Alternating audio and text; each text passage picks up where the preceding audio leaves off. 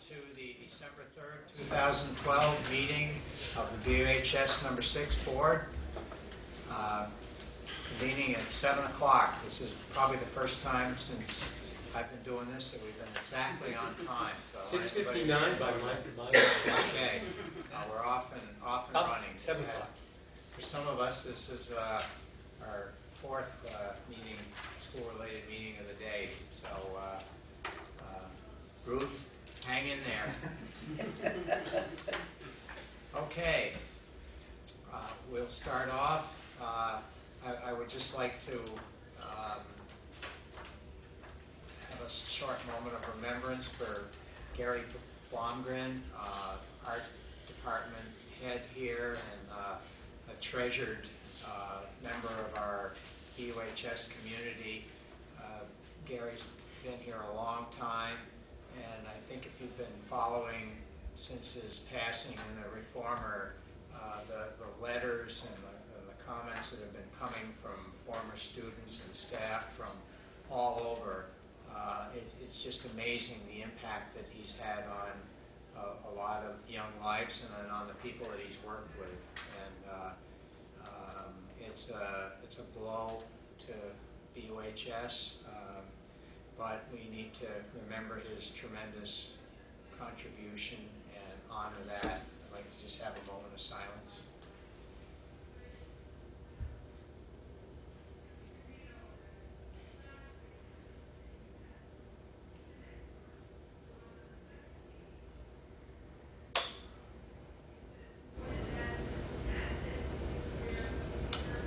Thank you. There will be a remembrance service here at the high school on Saturday, this coming Saturday at 9 a.m. Yes. And in the location at the high school yet to be determined. Current schedule for the auditorium. The auditorium. Okay. All right. Clerk's report. First item is minutes of November 19th, which have been circulated, I believe. I need the minutes. Okay, Second. Lori, seconded by Ricky. Are there any additions, deletions, or corrections? If not, all in favor of approving the minutes of November 19th, please signify by saying aye. Aye. Okay, opposed? Abstentions? One abstention, Melanie. Okay. Communications. Do you have anything there? Anything else for the clerk's report? Okay. Groups and individual visitors. We have the usual cast here. I don't see any visitors. Appreciate TCTV being here as usual. And next item becomes consent agenda. Is there a motion? I move we add the consent agenda. Second. Is that Russ over there? I thought I heard it from over there. Okay. All in favor? Aye. Okay. Opposed or abstentions? Okay, we are in consent agenda, and we'll start with finance. Finance Committee met on Wednesday, November 21st at 7 a.m. and we approved warrant numbers 1085, 1086, 1087, 1089, 1090, 1091, 1093, 1094, 1095, 1096 in the amount of $117,394.99.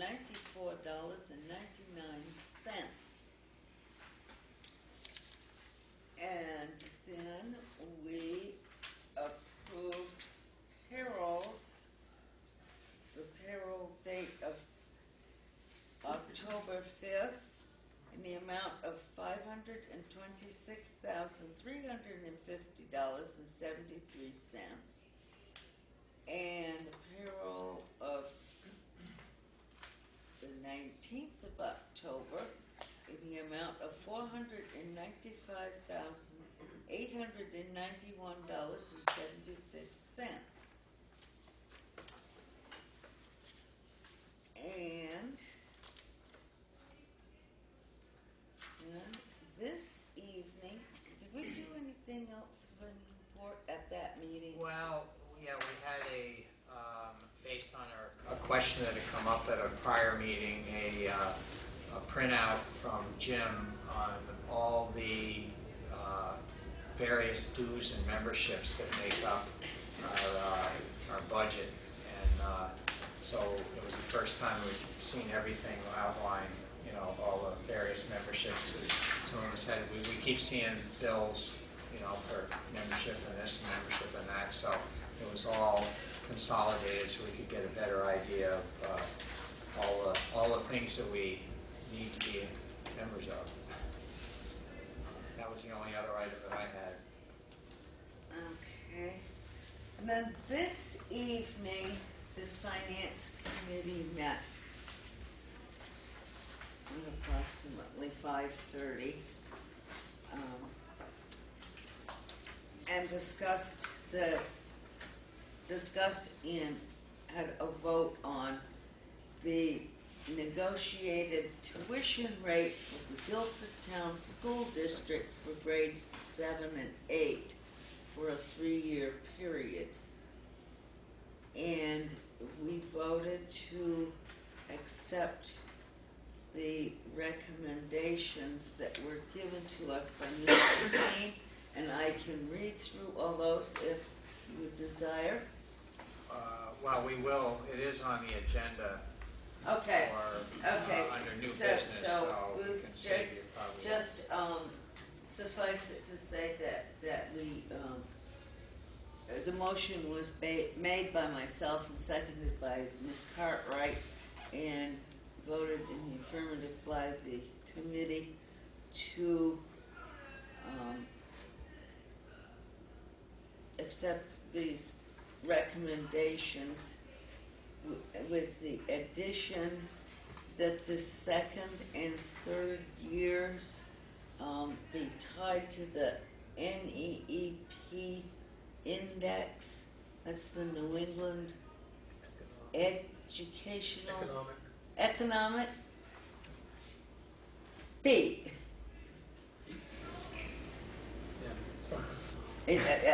Anyway,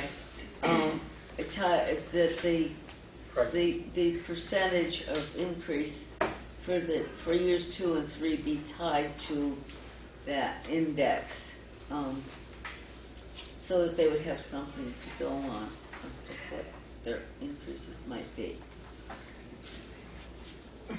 And then we adjourned. So we essentially voted to pass it on to the full board, which you will have a whack at it here shortly when we get to that on the agenda. Okay, thank you. Planning and policy. Planning and policy met today at 6 p.m. We discussed the policies that are coming up tonight for second reading, and I'll go over those under unfinished business. All right, thank you, Ian. Okay, teacher curriculum. Has not met since our last meeting. Okay, BAMS committee. Also has not met since our last meeting. WRCC, Career Center Committee. We haven't met since Has the not last- met. Okay, But stop and think. Okay. Anything else? Before if we can go back to finance for just a minute, there are these warrants from November 5th that did not get put on the agenda last time, and they weren't put on the agenda this time. We still need to deal with them, I think. Okay. So maybe those can get somehow on the agenda Yeah, for would next you- meeting? Maybe contact Barb and see what that's. Okay. We do have to The one. agenda of November 19th has some November 5th warrant. wonder why I had, There was something I remember that we were missing, something Yeah. that were supposed to be. well, the October payrolls were not. Oh, maybe that was what it No, we was. just did those. Okay, all right. Forget I said on, that. I'm confused. It's my fourth meeting of the day. On the November 19th, there were 1.1376966. Yes. Warrants. Okay. All right. September payrolls at that one. Okay. So now we've got October payrolls, Yep. and November's will show up probably next time. Okay. All right. Anything else on the consent? Not? Is there a motion to accept consent agenda? So move. I'll second. Exactly at the same time. Okay, Ruth moves, Melanie seconds. All in favor? Aye. Opposed or abstentions? Okay. Let's move on to administrative reports. And I always like to, this is one of my big privileges. It's a big thrill for my every other Monday. Let's start with Mr. Perrin. Thank you. I think it's an honor. So a lot of news from us from the music department. They had their first concert of the year on November 14th, featuring the band, the jazz band, of course, and the Madrigals. And parents and friends were very appreciative of that concert. It was a great success. Also, 4 of our musicians have been accepted into the All-Eastern Honors Ensemble. And these groups are assembled from throughout the Northeast United States, including New England, New York, New Jersey, Pennsylvania, Maryland, Delaware, and D.C. And juniors and seniors apply to these ensembles, and they must have performed in all states the previous year. This year, we're pleased to announce Benson May, Aurora Phillips, Amanda Rink, and Graham Glennon have been accepted into the All-Eastern Ensemble. And they'll be going to Hartford in April, 4 days of rehearsing and performing. We're very proud of them.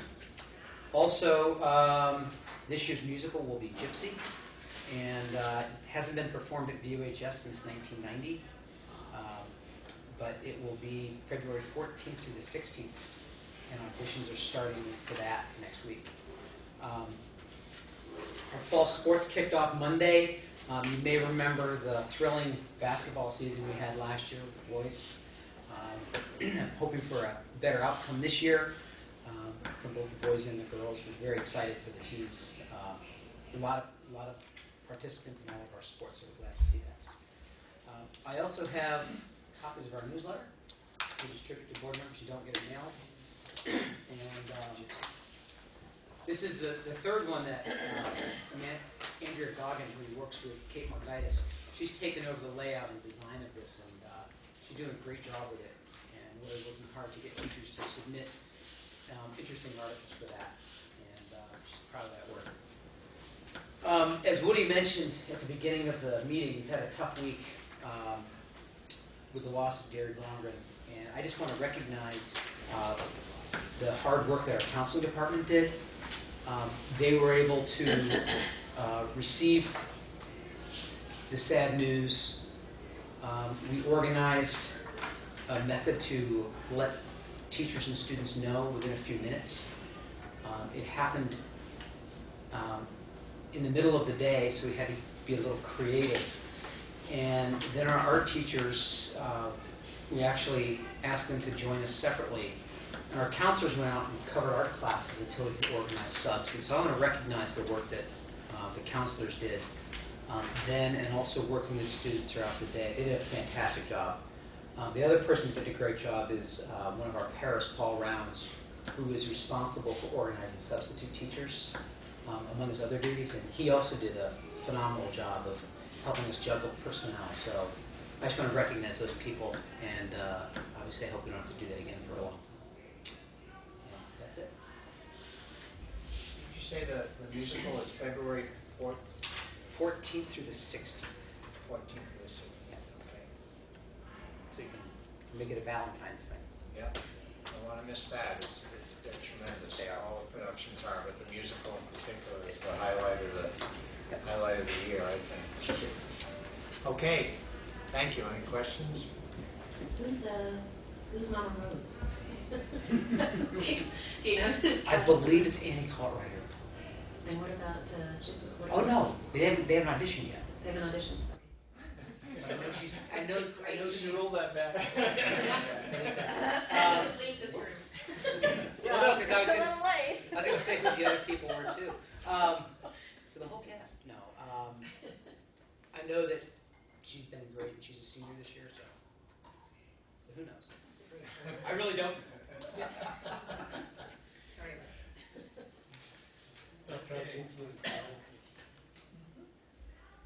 That it for the UHS? Yes. Thank you. Okay, thank you. WRCC. Certainly.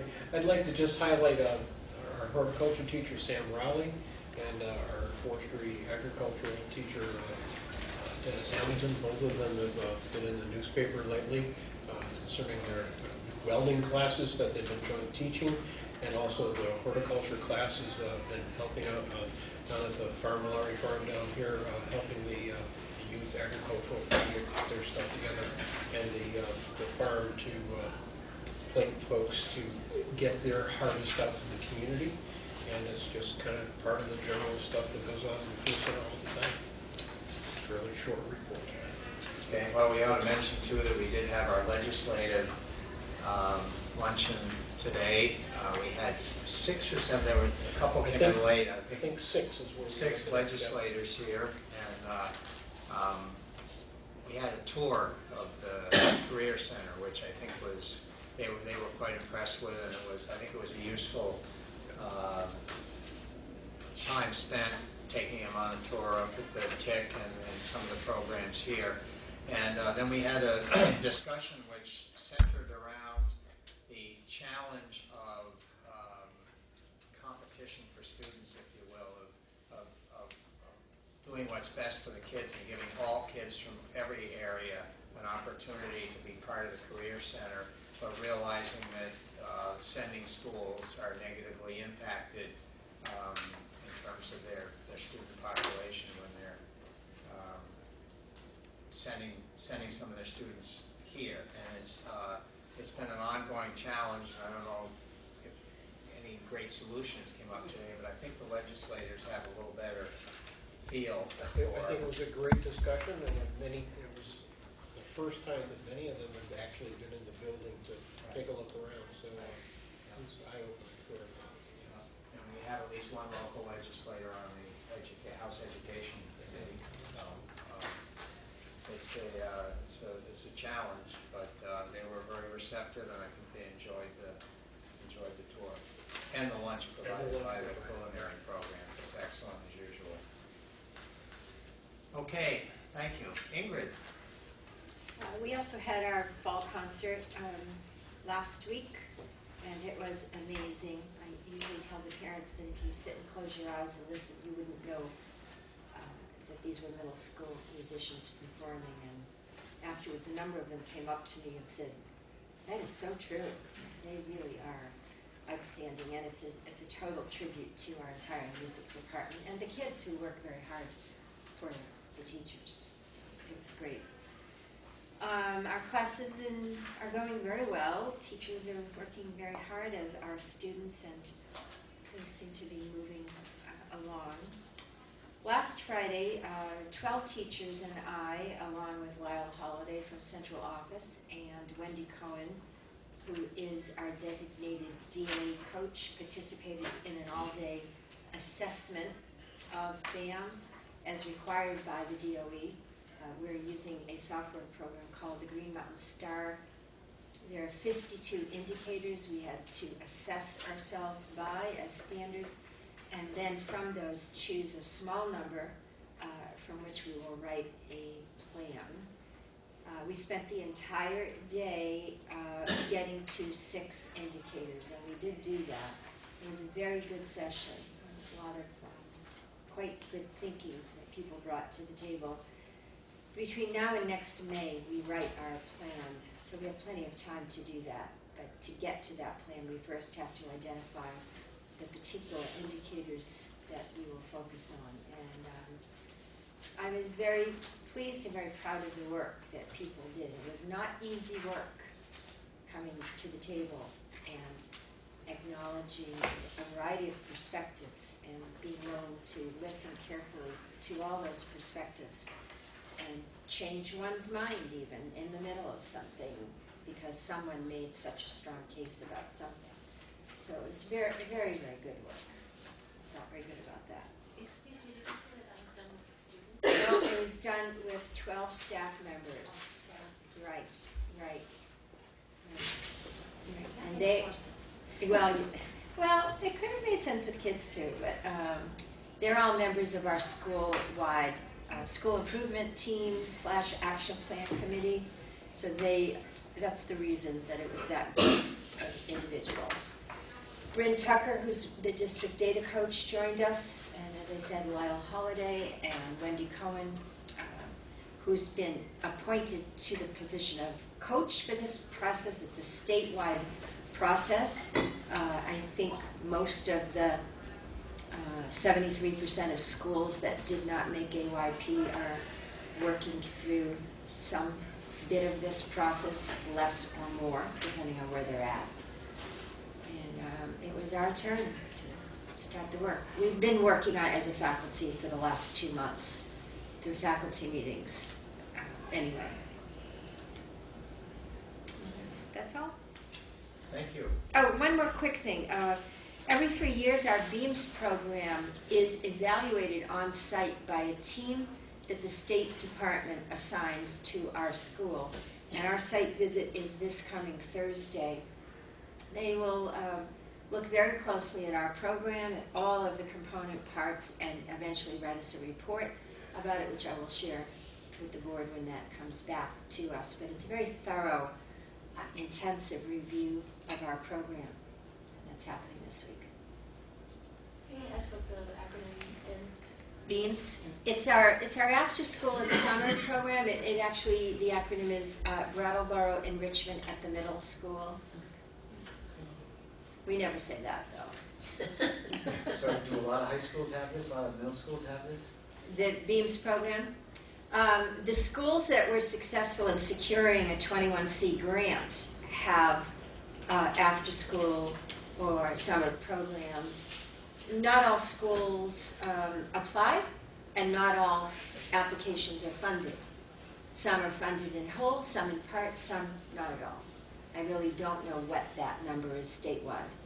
We applied 5 years ago for this grant. We were fully funded. We have been fully funded for the past 5 years. This is the grant I brought to the BAMS committee that we are rewriting. It's due end of January, and we're in the midst of that as well.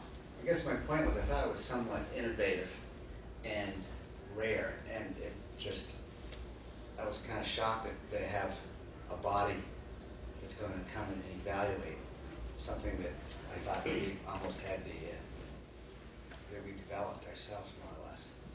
I didn't know, you know what I mean? It's federal funding, and there are so many rules and regulations, that shape federal funding, and this is a type of an audit of a federally funded program. Are we using the money the way we said we would use it? So who's doing the audit? A team from the State Department of Education, right? The director, the executive director of the 21C programs is coming along with some other educators from the state. It's, not unlike on a much, much smaller scale what a NEASC evaluation might be for a whole high school. But this is one program within a school, much smaller scale. Probably because of the federal funds or the state funds, basically. Yes, yeah, both federal and state. And, they want to see, we have to submit an annual performance review each year, which also gets rated and evaluated. All of that factors into how strong a candidate we are for future funding. And we've gotten really exemplary remarks and comments on our program. So we feel that we're in very, very good shape for renewed funding moving into the future, as long as we keep doing what we say we're going to do. So it is an innovative program. It's within a framework, but I was just surprised that they very well thought. Yeah. We are accountable. you know, which is fine. Okay, thank you, Ingrid. Central office. All right, I've got a few things here. So, for your calendars, our next WSESU meeting, the SU meeting is December 11th. It's a Tuesday evening, 6:45 in Demerston. So who are voting members? So 6:45. 6:45 at Demerston. And we'll be reviewing the SU budget. The SU Finance Committee has been working on that budget, and so we'll be reviewing it and hopefully adopting it on the 11th. So the voting members would be Ruth, Russ, and Melanie. Are they all going to be able to attend? December 11th? Yeah. Okay, great. As far as I know, I will be available. Thank you. I think it was November 5th that we distributed the VSBA self-feedback survey, self-assessment survey, and so we're hoping to collect those. Everybody bring theirs? It's put it on the change of line, because I did run across it just a couple of days ago. But it was all filled out. How many do you have? How many do I have? Fill yours out for you. I filled mine out. I thought I Oh, do I have it blank? Yes. No, I handed it in at the end of the last meeting. But, So we'll put that on the agenda for next time. yeah, but It's anonymous, even though you're the only one who submitted it. The results are anonymous. These will be compiled though for our board, Right. you know. So Bob will collect them and then get them to me, and then Barb Nowakowski will compile it, and you'll have a summary that we can review in a future meeting. Okay, well, we need to get that moving along. Yep. Fairly. Yep. Do you want to, I'm sorry if you gave me yours, I don't. well, it's either in my paperwork or Okay, if not, I'll. Okay. Does everybody else have one at home? So they can bring it next meeting or? okay. I wanted to, I talked to the Budget Committee and Finance Committee about this, but I wanted to make sure the full board understood that a few weeks ago, Steve Perrin, myself, Doug Crock from Social Studies, Ann Doran as a counselor, and Mary Green, our Asian Studies coordinator, traveled to China for a little under 2 weeks. In our, we met with 5 high schools, middle school, high schools, and our purpose was to, we've had an Asian Studies program since 2002-03, very much funded through the Freeman Foundation. I think we've district-wide received over $1.5 million to support Asian Studies. And part of the understanding was that we would locally start supporting some of the funding as the grant money starts declining, and that has been the case over the last 5 years or so. It's probably going to be about 2 more years of funding before it ends.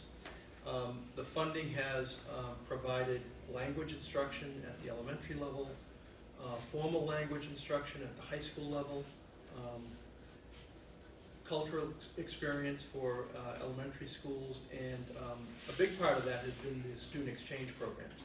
We've been able to send students for about a 3-week period of time, short exchanges, and we host Chinese students for a short period of time, usually about a week or 2 weeks during their winter break. But the purpose of this trip was to really recruit high school students for a full year of study. And many schools have done this by, talking to particular schools about the programming. And Chinese families are very interested in sending their students to the United States for at least a 1-year experience, if not more. And so we met with 5 schools, very productive meetings. We're hoping that we would have 5 to 6 students for next year.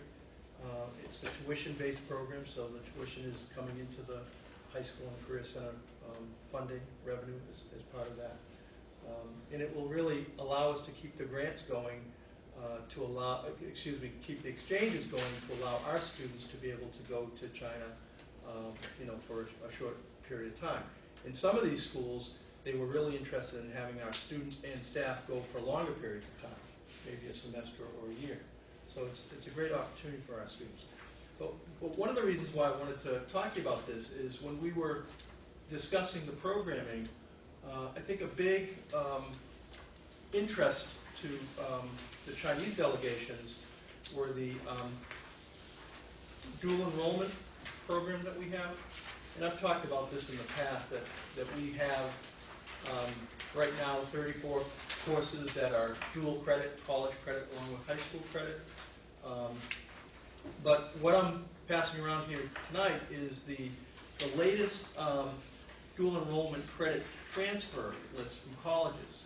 So what we do is we track students that are graduating, and one of the early questions about dual enrollment was, well, will the college accept the credit? And it really is the college's choice. It's their prerogative to accept the credit. But what we're finding is this list of 68 schools, and this list is expanding every time we have students leave the Career Center or the high school and go off to college. We're tracking whether their credit is being accepted. If the work is in their major subject area, then it's very easy to apply to their majors. If it's not, it usually gets awarded to an elective credit. And so, again, I just wanted to share this most recent list, 68 schools, some schools that you're pretty familiar with, local schools, and others that across the country. I think we've heard of a situation like at Yale University. They didn't actually take the credit, but they waived a student from having to take the course because they've already completed the course. I think that was true with one other school, but in most cases we're finding all of these schools are very receptive to accepting the credit, so that's really, really nice. The other thing is, we have close to 400 students taking dual credit, and many of the students now, as they graduate from the high school and the Career Center, they're graduating with 15 to 30 credits. So a semester or a full year of credit as they graduate. So that's a real bonus for the students and families. So the Chinese delegations really were impressed with this, and I think that will help us as we welcome exchange students. Do you envision we would have an agreement with one particular school, or? Possibly. When we first did the exchanges, we had 5 sister schools in Yunnan Province, down in the southwest Kunming area. In some of those schools, we did visit one of those schools. There's been a change in leadership at the university that they're attached to. But I think what they're telling us in this last trip is they really want to reestablish those connections. Inner Mongolia, to the north, is very interested in sending students to Brattleboro. So I would expect that if we had 5 to 6 students from 2 schools, that will develop. And there was one program that wanted to send us 50 students, and we said, well, no, we're not ready for that. Steve's got to get a dormitory all set up. So we're going to go to the old Home Depot, convert the dorm. It's all good. I did, and I don't want to belabor this because I've got other things, but I did send around an article to the Finance Committee that many schools in the United States are doing this, and there's a school in Michigan that actually renovated an elementary school for $600,000 and created the replica of a Chinese boarding school. They have Chinese house parents, they have a Chinese cook. It's integrated into the school population. I think they have 70 students every year, and it's tuition is really coming into the district, and it's also creating a great cultural experience for the students, and allowing their students to go for a semester or a year of study. So we're not at that stage yet. We'll keep it appraised as we're. I found that interesting too. The role models for our students is that they have their day at the local high school, and they have 4 hours of their own school after supper. Yeah. So how would we float that idea? The other thing, just very briefly, I wanted to just give you a. I think I have enough of these. Just a little bit of information about a district-wide bus collaboration meeting that we had last Thursday morning. We've done this for the last 3 or 4 years now, sometimes every other year. Last year we did it in February, this year we've done it in the fall.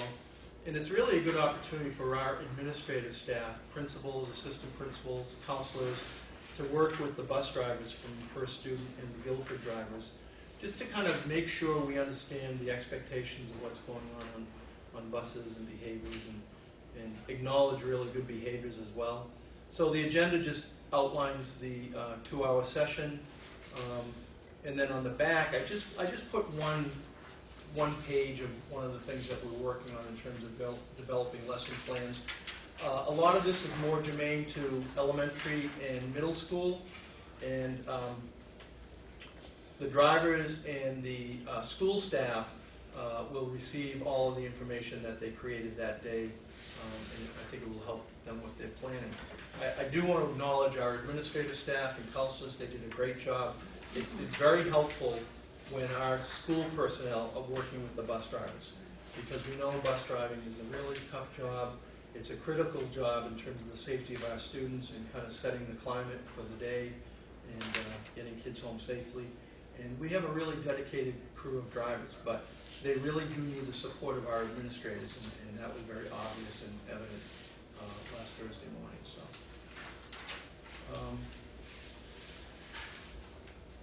I think one thing that Jim Kane is hoping for our January meeting, to the first meeting in January, to move that from January 7th to January 3rd. It's got nothing to do with the national championship game on January 7th. Between Notre Dame and Alabama. But it really does have to do with the warning period of time.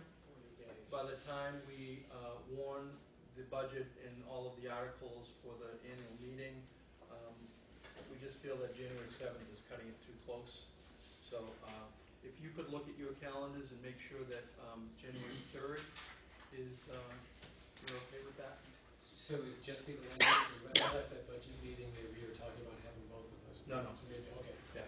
So we would replace the 7th with January 3rd.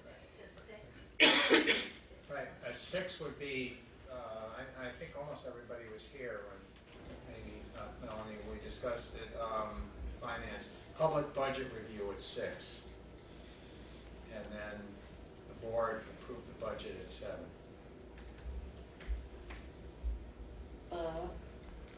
Do we have to give a time for the board meeting, or can it just be to follow the budget? That was my next comment. The last time, a couple of times, there's been no public input to speak of, and we've moved on at 6:30. So just follow the budget. To follow, yeah, we won't say 7. We'll do Okay. it that way. Well, I remember one year we actually kind of sat around, we weren't sure whether we should go ahead since it was warned for 7, so good point. Yeah. So we'll warn it that way. We also need an annual report from somebody from the BUHS board, and I'm not sure, but I was thinking it was Ricky who did that. Do we have a volunteer to do that? I'm willing to do it again unless somebody else wants to. I should crack at it. I guess I got the job. So it sounds like Ricky's got the job. All right. Thank you very much.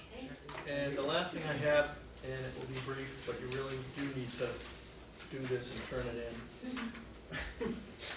This is my evaluation, and I'll wait until it gets around, and I'll just talk a little bit about the process.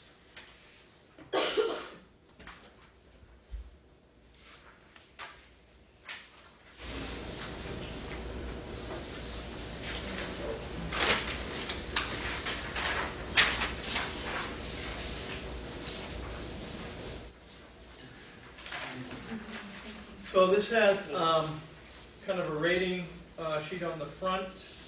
You can see down at the bottom, a rating column, what the scale indicates, and a place for comments. Attached to it is my job description. So it should be 2 pages of that. And what typically is done, board members would individually complete this, and then I'd ask you to turn it into the board chair.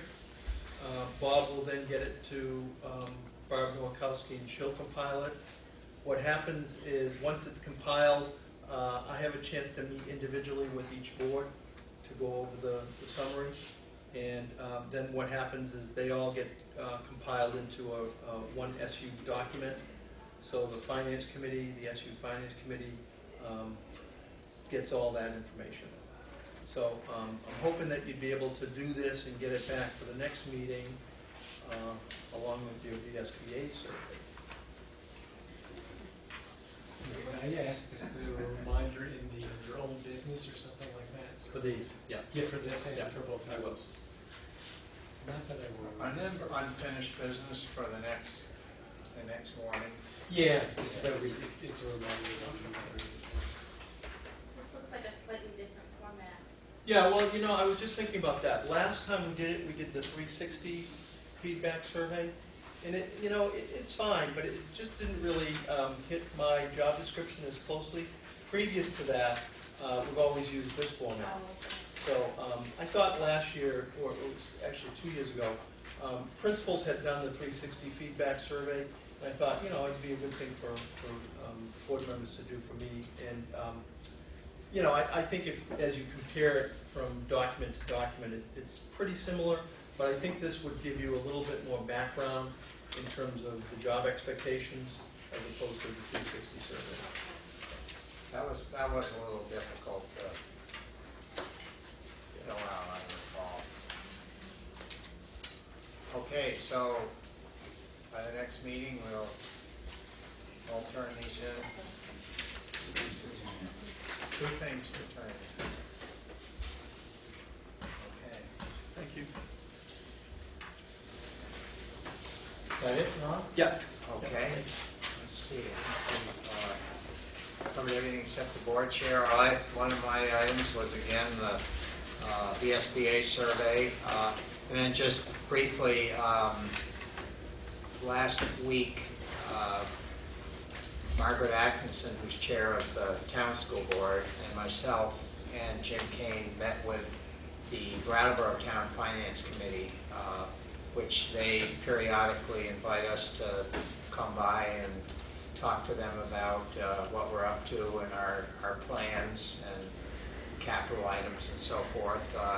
We always remind them that this is part of a multiple town operation.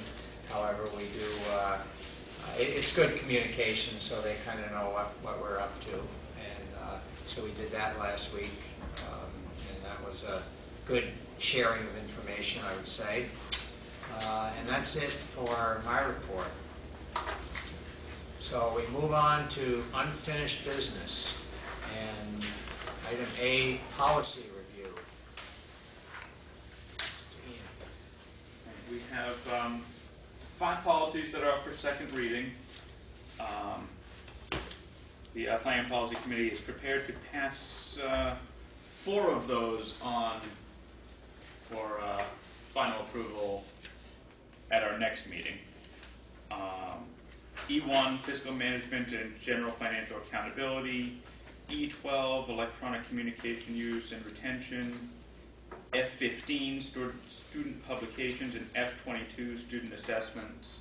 Unless the rest of the board has any further input on those, we didn't see anything to note or change in those 4 policies. I would like to move that we table F5, searches, seizures, and interrogation of students by law enforcement personnel or other non-school personnel to a future date, as we have several questions about this policy that we need to get answers on and more discussion in committee that we feel is necessary. Does that require a motion and a vote, or is it just they won't pass it on yet? That's all. Yeah. We'll just put it on for the next, Yeah.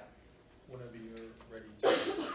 Next meeting, that sort of thing. E1, E12, F15, and F22 will be on the next time around for a vote. Okay. That it? That's it. Okay. Anything else on unfinished business? not, we move on to new business. And the topic for discussion tonight is Guilford Middle School tuition rate. And I'll leave that off. We met as the Finance Committee this evening, as Ruth reported, and we reviewed a suggested tuition plan for Guilford should they decide that they want to send their middle schoolers here to BUHS. And we had a number for the first year recommended to us by Jim that is, we believe, fair to all parties, and that would be a first-year tuition of $10,750 per student. And we would want to have this be, however, a 3-year program, but the second and third year tuition would not be identified until closer to the beginning of those 2 years. And we, after some discussion, suggested and agreed that increases in the second and third year, so that Guilford can have some positive feeling that things aren't going to just get ratcheted up out of control, would be tied to the NEEP index, which is an index, cost price index used by the New England. We didn't ever figure out what the P was. New England Economic Education. No, Economic Pricing Index. New England Economic Pricing Index, so that there is some logical index for it to be tied to.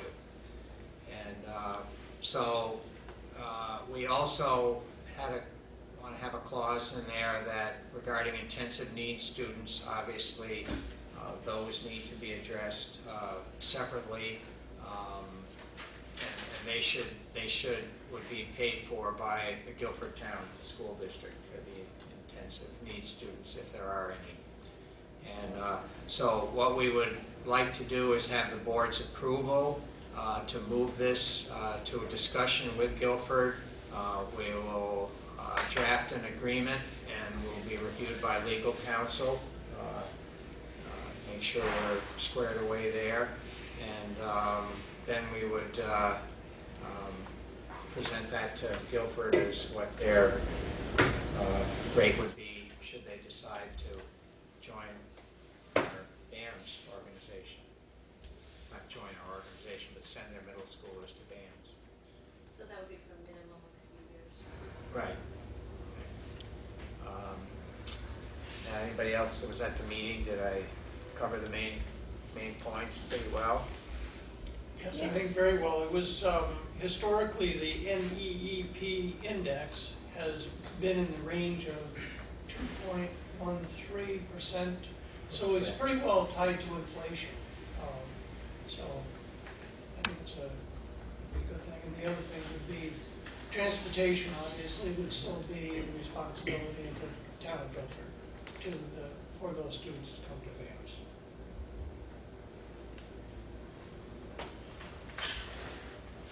That was actually, Sean brought up the point of tying it to something so that there was a little higher level of comfort.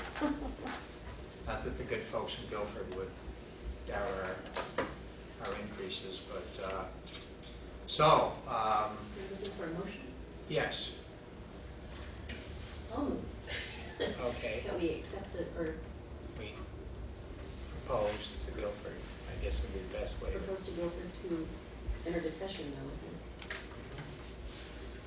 it? Recommend a tuition rate for 2013-14 to be set at $10,000. I'm not putting words in No, that's fantastic. $10,750 per student, with a 3-year program, with the rates for year 2 and 3 being set at the beginning of those years and based on the NEEP index. And that there would be a clause in the agreement that intensive needs students will be paid for by the town of Guilford, and that's the basics. Second? Okay. Did you get that changed pretty well, or we can? I think we so. can flesh it out a little bit. Do you want to pass that down to Jane, or just pass that back to me? What is, the question is where that number came from. Where that number came from? It's just. Well, we asked that question too. It's not, Yeah. It came from the yellow sheet. Oh. I think when There was There was approval to. when Jim and I were,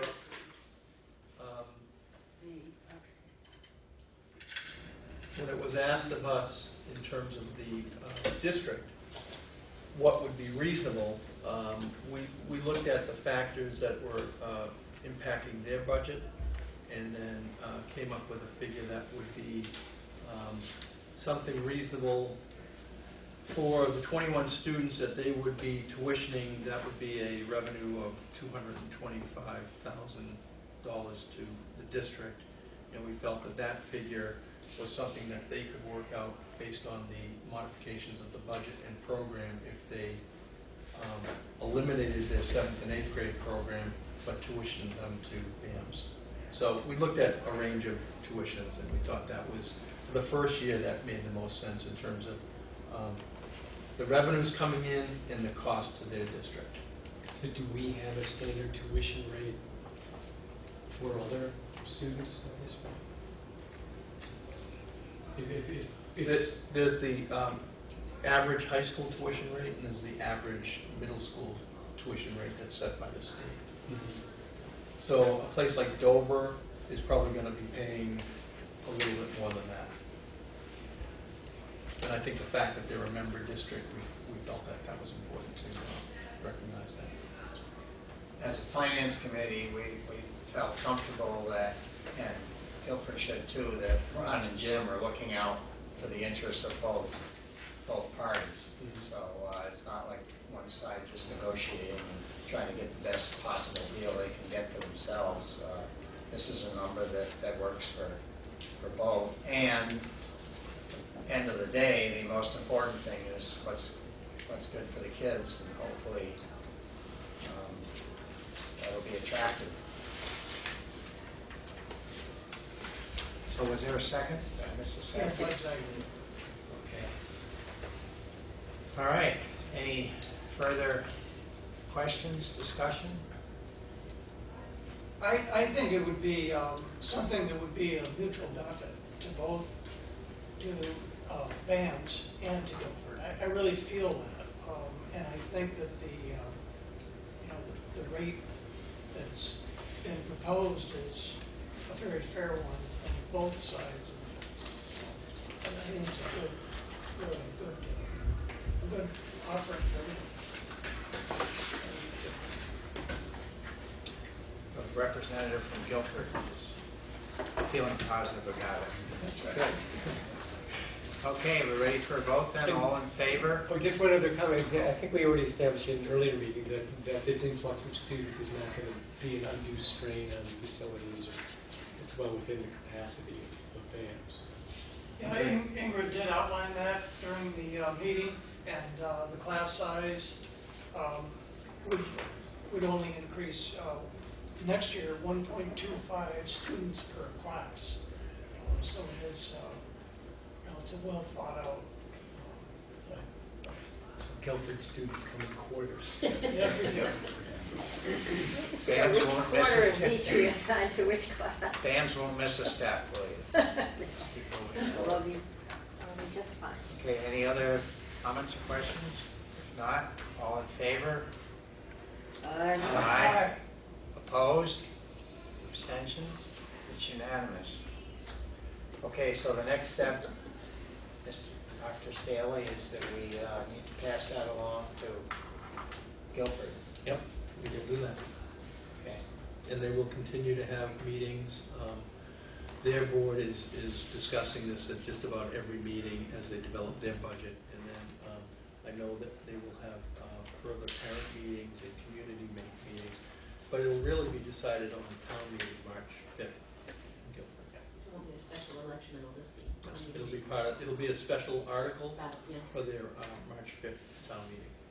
So none of that is built into our budget, because obviously there will no that's gonna happen until after our budget's been approved by the voters of the district.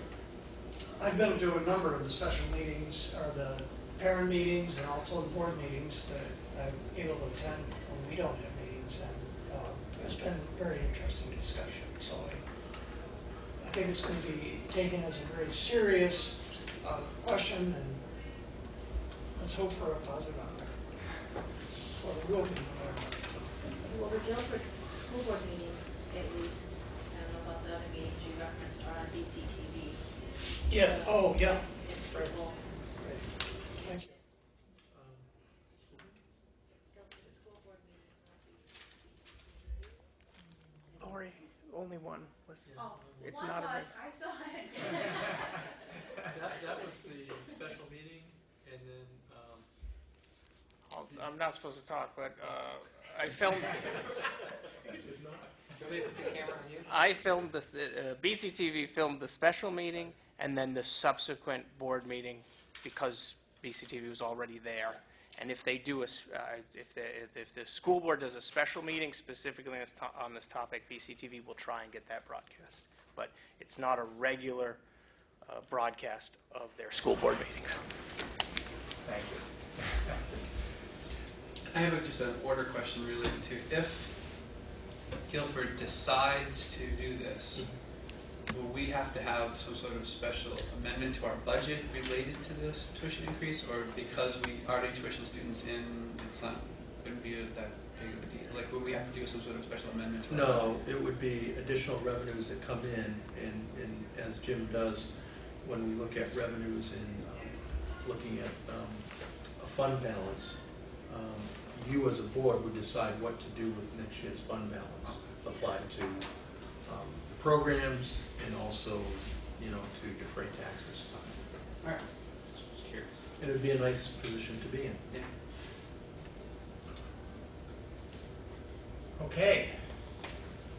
Is there anything else under new business? If not, I moved with you. Second. don't even try, Laurie.